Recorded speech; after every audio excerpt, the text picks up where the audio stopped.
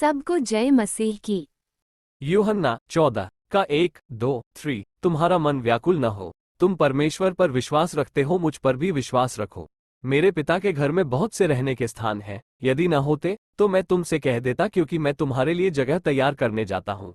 और यदि मैं जाकर तुम्हारे लिए जगह तैयार करूँ तो फिर आकर तुम्हें अपने यहाँ ले जाऊंगा, कि जहाँ मैं रहूं वहाँ तुम भी रहो।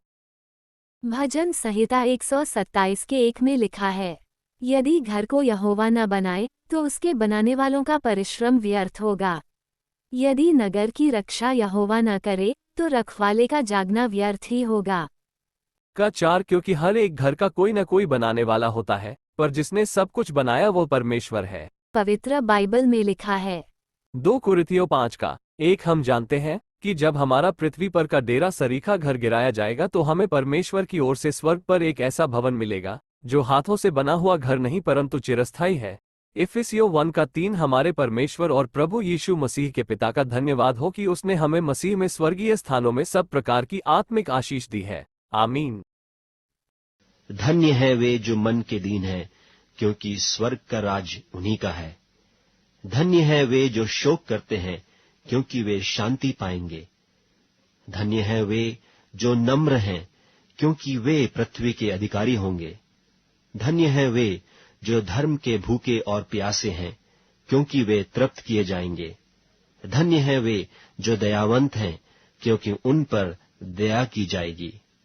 धन्य है वे जिनके मन शुद्ध हैं, क्योंकि वे परमेश्वर को देखेंगे। उसी भजन संहिता 1 का 1-3 क्या ही धन्य है वो मनुष्य जो दुष्टों की योजना पर नहीं चलता और न पापियों के मार्ग में खड़ा होता और न ठट्ठा करने वालों की मंडली में बैठता है, परंतु वह तो यहोवा की व्यवस्था से प्रसन्न रहता और उसकी व्यवस्था पर रात दिन ध्यान करता रहता है। वो उस वृक्ष के समान है जो बहती पानी की धाराओं के किनारे लगाया गया है और अपनी ऋतु में फलता है और जिसके पत्ते कभी मुरझाते नहीं, और जो कुछ वो पुरुष करे वो सफल होता है। भजन संहिता 2 का 7 मैं उस वचन का प्रचार करूंगा जो यहोवा ने मुझसे कहा, तू मेरा पुत्र है, आज मैं ही ने तुझे जन्माया है। 8 मुझसे मांग और मैं जाति जाति के लोगों को तेरी संपत्ति होने के लिए और दूर दूर के देशों को तेरी निज भूमि बनने के लिए दे दूंगा। 11 डरते हुए यहोवा की उपासना करो और कांपते हुए मगन हो। 12 पुत्र को चूमो, ऐसा न हो कि वह क्रोध करे और तुम मार्ग ही में नाश हो जाओ, क्योंकि क्षण भर में उसका क्रोध भड़कने को है। धन्य है वे जो उसमें शरण लेते हैं।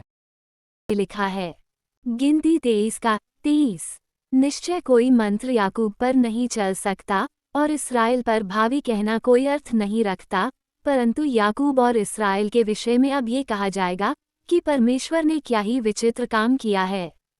जकरयाह 4 का 6 यहोवा का ये वचन है, न तो बल से और न शक्ति से परंतु मेरे आत्मा के द्वारा होगा, मुझ सेनाओं के यहोवा का यही वचन है। 30 का 18 यहोवा इसलिए विलंब करता है कि तुम पर अनुग्रह करे और इसलिए ऊंचे उठेगा कि तुम पर दया करे, क्योंकि यहोवा न्याय परमेश्वर है। क्या ही धन्य है वे जो उस पर आशा लगाए रहते हैं।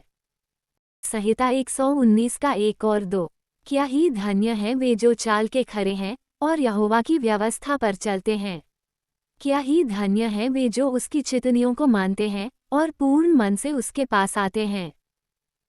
लेवी व्यवस्था 9 का 6 तब मूसा ने कहा, यह वो काम है जिसके करने के लिए यहोवा ने आज्ञा दी है कि तुम उसे करो, और यहोवा की महिमा का तेज तुमको दिखाई पड़ेगा। 119 का 73 तेरे हाथों से मैं बनाया और रचा गया हूँ, मुझे समझ दे कि मैं तेरी आज्ञाओं को सीखूं।